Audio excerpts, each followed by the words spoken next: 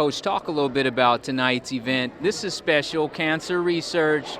Dick Vitale, yourself, and some prominent gentlemen are here to help people. But talk a little bit about this occasion.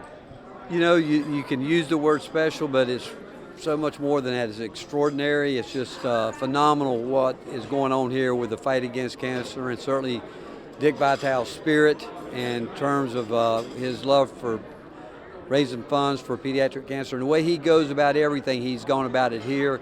A wonderful crew here tonight, obviously, but the people is what make it, and seeing the kids that are here, that Hall of Fame team that's here, that's what it's about. And the fact is, we can't stop until we get there. And but what Dick has done with this gala and the way he's grown it every year, it's really remarkable. And it was an honor for me tonight to receive the Spirit Award. Any word that Spirit, Dick Vitale's got to be close to that, because his spirit and everything he does is contagious.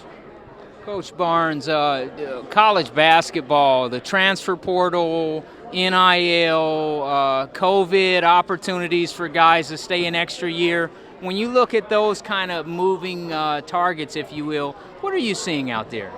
Well, it's almost like a storm has come together at a time with the COVID, the fifth year, and certainly the NIL. I think any coach, every coach, would like to see players take advantage of the NIL in every sport, not just basketball, but every sport.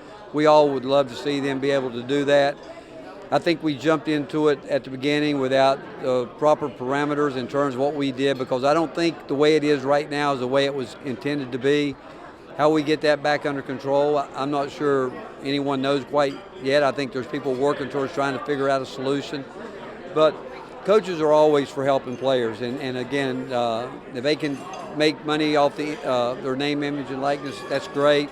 The transfer portal is a different thing. It's you almost now have to look through your lens with a 2-year vision, because you just feel that if guys don't contribute those first 2 years, they're going to look to go somewhere else. I feel for high school players. I think a little bit they're going to get left behind a little bit, but that means there will be opportunities at maybe lower level schools, but if they go there and excel the way they want to, they'll be the ones going into the transfer portal to move up.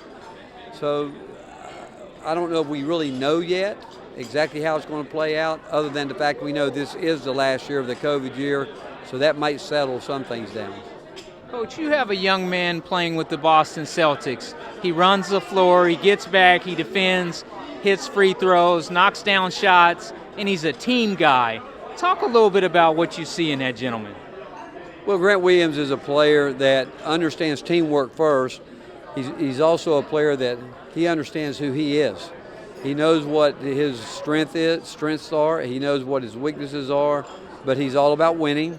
He's a person that, from a basketball IQ, there's not many up there that will equal him with that. I mean, he certainly can equal himself with anybody in terms of knowing what's going on from game to game and what's expected. But he's there because he worked hard. He believed in himself, but he came in, he transformed his body while he was in college.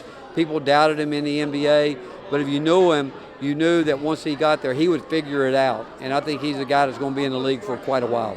UT Vols men's basketball, as we move into 23-24, what can we look forward to when we think about the orange and white? Well, we do have a good nucleus coming back, and we always feel that's where the improvement's got to start. But we also are happy with what we were able to get done through the recruiting issue, not just some young players that we still believe in recruiting high school players, and we believe in the developmental program, but we also knew that we needed to go into the portal. But overall, as a team, we felt like the biggest need we had to come up with was more shooting. We struggled last year at times to shoot, but we expect that improvement from guys within the program, along with what we've been able to do through recruiting. And we're going to play defense, and hopefully we'll be better offensively. Coach, in closing, when everyone leaves and you go back home and you put this beautiful trophy on one of your mantles or in your case, what goes through your mind as you think about Dick Vitale and, again, helping people with cancer research? Well, my wife is a cancer survivor, and one of my truly best friends that I grew up with from the time we were in the 4th, 5th, 6th grade passed away at 43, and so everybody's been touched with cancer some way, somehow, or you certainly know someone that's been touched with it. Dick has gone about his fight against cancer, and especially a fight for young kids with the pediatric cancer. He has done it with everything what he does, and with a spirit, with a passion, with a lot of pride, a lot of perseverance is the 3 P's that he likes to use. And you know what? He's made this. He's made this. And when I leave here tonight, it's kind of like what John McEnroe said when he walked in here. He had no idea the magnitude of what he was walking into tonight. And the first time I came, it was the second year. When I came back last year, I realized what this had grown to was just simply, it's a God thing. When I think about it, and I think about the fact that so many people come in here with an open heart, with money, and willing to give, to help find a way to deal with cancer, especially pediatric cancer here. But it's a real tribute to Dick and Lorraine. It really is a tribute to them, because you know what? They had a mission, and they've refused to give in, and they just keep making it better and better and better. Thank you so much, Coach. All right, thank you. Thank you very much. Yes, sir.